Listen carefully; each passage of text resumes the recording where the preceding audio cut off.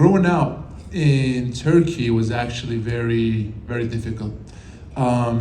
Unfortunately, if you are a politician, right, and if you want to be elected again, you do a couple things. The first thing, you attack America, and the second thing, you attack Israel. And unfortunately, the base is so uneducated. They're like, wow, look at our leader. He's standing tall against America. He's standing tall against Israel. Let's vote for him. So I am 9 years old, and I remember I went downstairs to play with my friends. What I have seen that day shocked me so bad, I still remember till this day. My little friends, who were not even teenagers, they were burning American flags. They were burning Israeli flags. And I was like, guys, what are you doing? They said, well, that's what we seen on TV. Our leaders are calling them evil, calling them terrible people, so we should hate them. I remember one of my friends gave me a flag to burn it. So he gave me a flag, he gave me the lighter. He says, burn it. I looked at his eyes. For some reason, I got so scared and I got so nervous. I threw the flag down and I ran upstairs to my mom. I was like, Mom, my friends are telling me they hate America. They telling me they hate, Israel and Jewish people. They telling me they hate Christian people. What do I do? My mom said, I'm not gonna tell you what to do, but do not hate anyone before you meet them. So that day I gave a promise to my mom. I was like, you know what? Whatever happens, till I meet with these people, I'm not gonna hate them. So 8 years later, I'm 17 years old. The environment that I was growing up in was getting so toxic. My dad is like, enough is enough, you're going to America. I remember asking my dad, I was like, Dad, are you sure you want me to go to pretty much like the devil's nest, My dad is like, yes, and go and see it yourself. And I remember for the first time, my plane was about to land in Chicago. I'm so nervous, same time so excited because I did not know what to expect. Anyway, I landed, and I remember, it was my first practice with my teammates. And after the practice, two of my teammates, they were Christians, tried to talk to me. I turned around and left the locker room. But then I remember the promise that I gave to my mom. I was like, you know what? No, I'm gonna give it a chance. So I turned around and I was like, what's up? They said, well, we know that you just got here and you are Muslim, and would you like to take us to go get some halal food? And if you want, there is like a mosque in like 15 minutes from here, we can take you. And I was just very confused because it was the first time that the last 17 years, what I hear, I started to question it. Anyway, so in a week or 2 weeks later, I met with this, one of my Jewish friends. I did not know she was Jewish. And if I knew she was Jewish, I probably wouldn't be friends back then. So anyway, we became good friends, and she invited me over for a Shabbat dinner. I was like, what's a Shabbat? They said, every Friday we get together and we have this beautiful dinner and it's an amazing time. I was like, Baba, what is Shabbat? He said, well, it's like a religious dinner. And I was like, religious? Like, what are you? She said, I'm Jewish. I hang up the phone. And then I was like, well, I remember the promise again to my mom. I called her back. I was like, okay, I'm coming. But before I went to her house, I called one of my Turkish friend who lives in America. I was like, listen, man, I'm going to one of my friend's house who is Jewish. So if you don't hear from me for the next 2 hours, you better call the police. So anyway, so I went to her house. I stepped in the house. I remember when she stepped in the house before me and she just kissed and slapped the door. I was like, what are you doing? Oh, so there's like a little prayer that we just kissed and just touch it before we enter the house. I was like, oh, we had the same thing too in our country. That's interesting. Anyway, I went to her house. It was so peaceful and it was so nice. And at one moment I asked the mom, I was like, did you guys know that I was coming? So that's why you guys are preparing Turkish food? I was like, no, this is this is what we eat in Israel. So it's just we just prepared it like the rice and the hummus and then all the other stuff. I was like, okay. So it was so beautiful and so peaceful. We ate, I was thinking about like, we eat the same food, we listen to the same music, we do the same stuff, right? After I say goodbye, I got so emotional because I started to think about the millions of kids in the Middle East growing up anti-Semitic, anti-West, anti-American, just because of those hate speeches coming from the politicians. It's not the religion, it's the politicians that are messing everything up. So I called her, I was like, listen, I want to get to, know more about Israel, about Jewish people. What do I do? Like, do you recommend some like movies and some documentaries, some shows? She said, yeah, there's this movie called Don't Mess with Zohan. You watch that, you learn everything about Israel. It became my favorite movie. I'm sure you guys watched it like thousands of times. But yeah, so no, it's very funny. It's very interesting. Actually, my brother is here. He never watched the Zohan, so I was like, tonight we're watching it. Anyway, so that's how I, grew up and started to get to know the other side. That's very funny. Yep. Don't mess with the Zohan. We know that your father was put in prison. Tell us if he's okay, if he's out of prison. So I talk about the problems that were happening in Turkey for the last 10 years. Actually, Turkey was the first country, and Erdogan, the dictator Erdogan, I call it dictator Erdogan, was the first president ever, first leader ever that came out and openly supported Hamas and said Hamas is not a terrorist organization. It's on the internet, you guys can watch it. Before October 7th, Erdogan and the leader of Hamas met in Turkey, capital of Ankara, and so I'm just trying to show you what kind of person he is. So there was a big corruption scandal happened in Turkey. President Erdogan and his family was involved in it, and he got caught and he started to put innocent people in jail. And that was the first time I said something. I was like, I don't care who you are, but if you're fighting against a free media, I'm going to say something about it. So I say something, became a conversation in the United States and Turkey. And I was like, even one simple tweet or one simple interview can affect this much. From now on, I'm gonna be even more outspoken. So I started to study, and I started to give interviews and write op-eds and stuff. And they really hated that. I know my dad was one of the biggest and most successful scientists in Turkey, and first they fired him, And the second, my sister went to medical school for 6 years, and she still cannot find a job.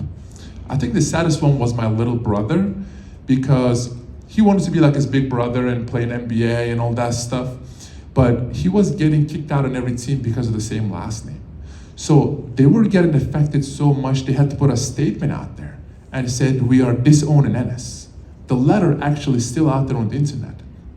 Turkish government didn't believe that. They sent police to my house in Turkey and they raided the whole house and they took every electronics away.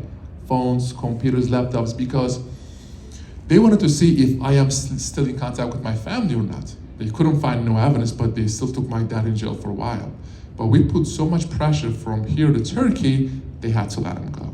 And then after that, they put my name on Interpol list. I can only travel to 29 countries in the world. I have 12 arrest warning for me. They actually tried to kidnap me in Indonesia. Recently, I was in Vatican, I met the Pope, and I was actually doing a basketball camp in Vatican for the first time ever. The next day, they put a bounty on my head. FBI called me, they said, we need you to get back to America immediately because this could trigger a lot of people, a lot of bad people, So since then, it's been almost 10 years now. I have not seen my mom, my dad, or my sister. The only family I have is my brother, just sitting right here. Yeah. Your brother is here tonight. Hello.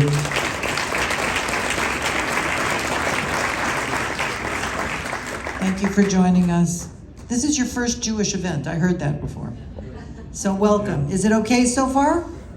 Yeah? He loved the food. Oh he God, he killed it. His first Jewish event, okay? This is very cool. You know what he said? He's like, God, I love the hummus. He's like, hummus doesn't taste that good in Turkey, but he loves it here. That's saying a lot. So, Enes, you started doing all these amazing things. You want to tell us what you're up to? The basketball camps that you told us about and all that stuff? So, I was playing for Boston Celtics, right? And I met with the consul general of in Israel to Boston. And one day, we became really good friends. It's a very weird friendship. But one day, he invited me to a Holocaust Remembrance Day. I was like, yeah, sure, I'll come. Because till 24, 25, I did not know nothing about Holocaust. They did not teach that in Turkey. I keep hearing about it, but I did not know nothing about it. I'm not ashamed to say it, but I didn't know. And then after I came to America, you start learning about Holocaust and what happened and all that stuff, right? He said, well, I think it will be nice for you to just come and just learn and educate yourself. So anyway, I went there. And I remember just sitting down with him and we were just talking, and I was trying to learn and stuff. I remember that there's one moment, there was this lady, she was probably like 90 years old on a wheelchair. So she just, rolled up and get close to me. She looked up, she's like, I've never seen a Jew this tall before.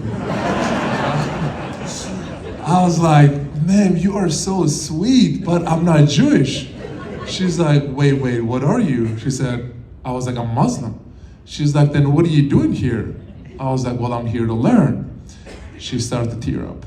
And she said, we really appreciate you coming here because I'm a Holocaust survivor, So that day, what I have learned, it was, I don't know how to describe it with words, So I came up with this two beautiful idea. I was like, we need to educate people because there are so many kids out there like me that don't know nothing about Holocaust, and even some people denies it. And there is this huge hate against Israel, against Jewish people. You ask to some of your friends who lives in Middle East, in schools, front of classes, you have American flag and you have Israeli flag. And if you don't step on those flags, you're not allowed to attend the class. Think about it. And if you don't step on those flags, you will get bullied by your teacher, by your friends, by your classmate, by your teammates. Think about the hate that they're teaching, So my first project was teaching Holocaust initiative in Muslim schools in America. We did it. It was one of the biggest hits that we had.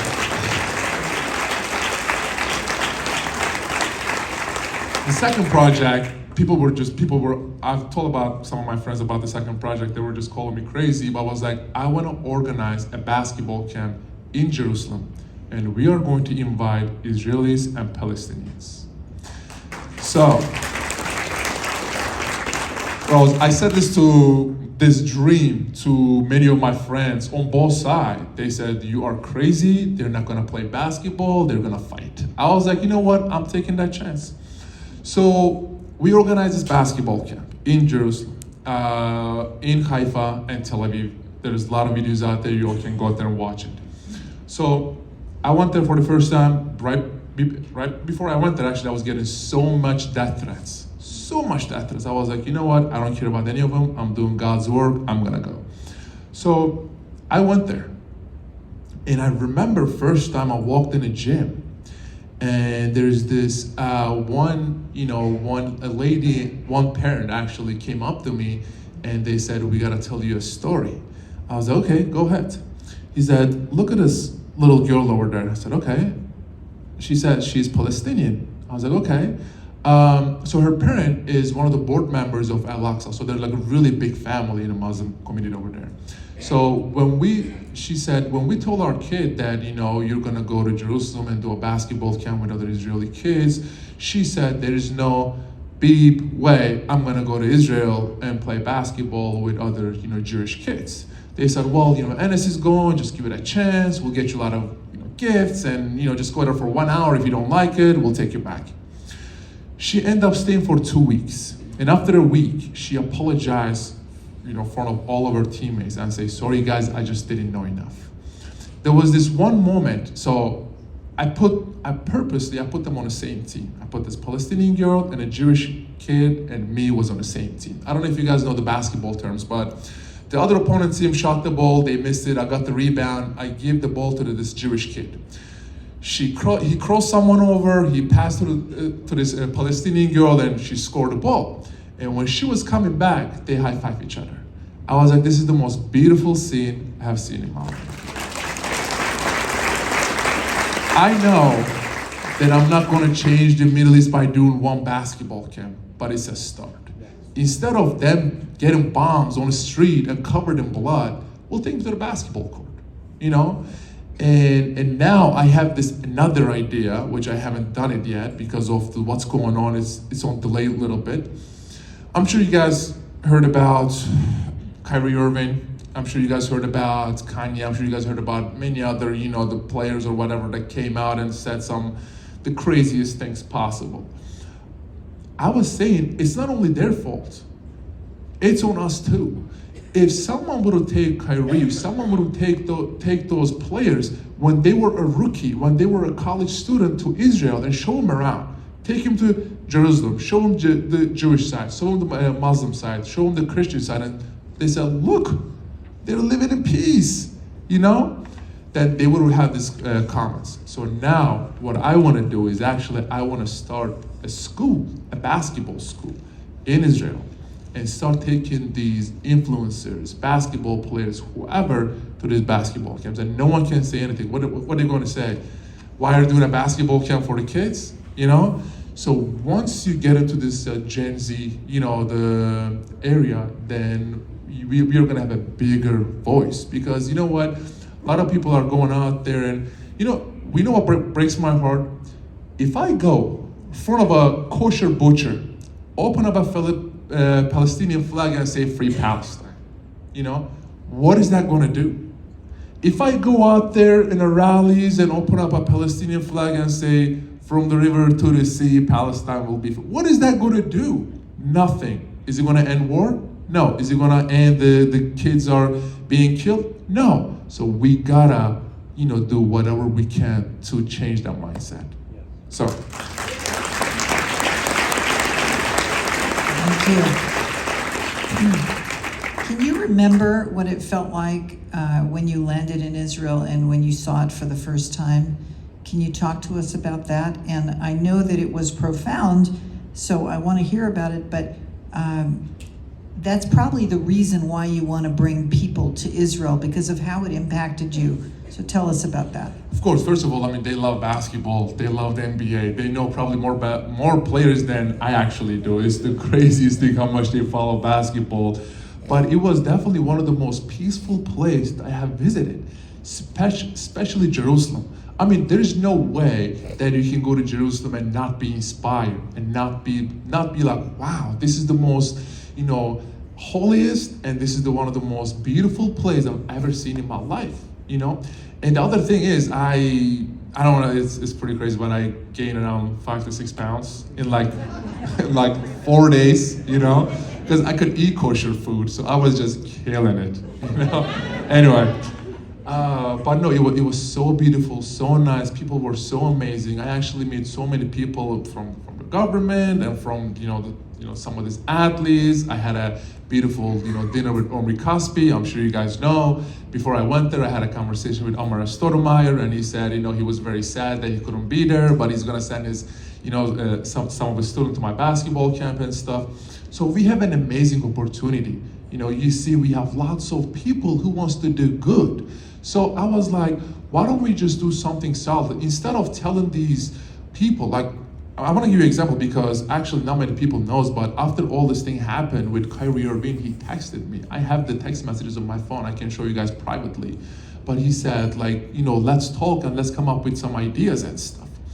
So I was like, we have an amazing opportunity. Instead of giving him punishments, when Kyrie posted whatever things on his, Twitter, people punished him. He had a 7-game suspension. And after that, I was seeing the locker rooms, anti-Semitism in NBA locker rooms was off the roof after that happened. I was like, instead of that, I wish, we took him to Israel and say, look, You know, you said you don't like these people. Look at it. What do you not like about it? You know? So that's why I have this dream now. I don't want to say a dream. I have this goal now.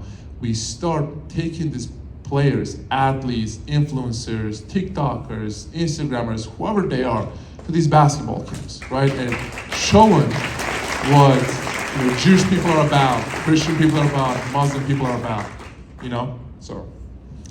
Last question, and then I know you want to do something special right now. So your last question, tell us what you're off to next. What is your next inspiration? So, I mean, it's right now, I literally, so when this whole thing happened, you know, October 7th, I was actually the first, I will say, celebrity or athlete that came out and condemned what Hamas did. Because in my religion, I mean, you guys have a phone, you guys can look at it. In my religion, it says, if you kill one person, it's equal to killing humanity. If you save one person, it's equal to saving humanity. It's actually in our holy book of Quran, you know? So what they did that day was that it has nothing to do with Islam, it has nothing to do with Muslim, you know? So I wanna just get that straight first. And now, I think basketball and sport is an amazing opportunity to bring people together. I had this one basketball camp in LA. I don't know if you guys know Rabbi Sherman. We had this big basketball camp in a synagogue. We invited all this, you know, Muslims and Jewish and Christian kids, and we had an amazing basketball camp. And after that, we sit down here and we had this conversation with them. They were just asking me about anything. They were just asking me about my religion. I was asking about their religion. So we were just learning about each other. I actually had a message from one of the parents and said, you know, my son was always, you know, scared to go to synagogue because he did not want his friend to know that he was Jewish. But after, you know, he had this basketball camp and see other Muslim kids and Christian kids, and he had this, like, you know, talk with you and stuff, and now he's wearing this big Jewish star and a necklace, and he's going to his school with it. Forget about a synagogue, he's going to school with it. So I think we have an amazing opportunity. You know, we see, I don't want to see on both sides, you know, Gaza, Palestine, Israel, whatever, I don't want to see kids covered in blood and that their mom is screaming in front of them and saying help, you know? I don't want to hear that anymore. It's not just on them, it's on us. We have an amazing opportunity to inspire kids, inspire people out there. If we want to have a better and brighter future, we have to educate our kids. And I think sport is the best way to do it, you know? It's literally, we just organize a basketball camp in America, in the Middle East, in all over the world, which is a country that I can travel. If I shouldn't get extradited back to Turkey, but anyway, and then we play basketball.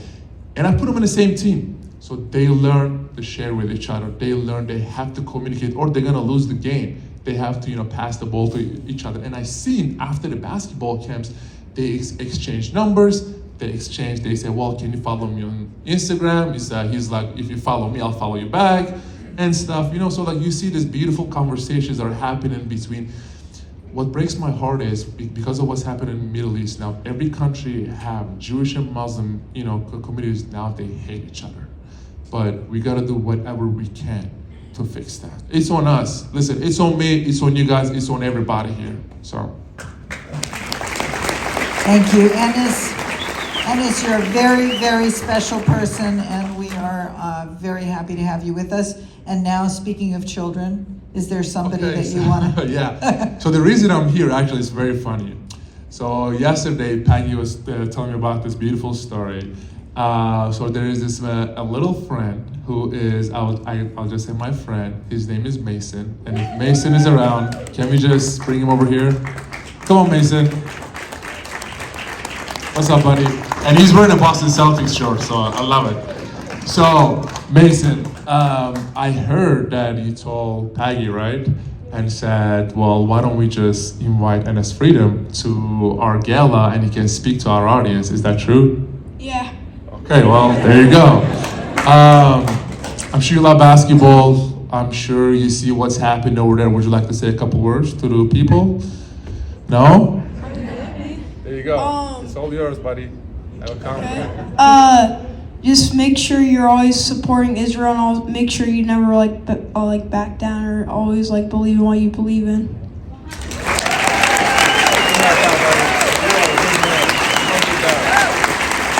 So he's my special friend now. We're gonna become teammates in NBA one day.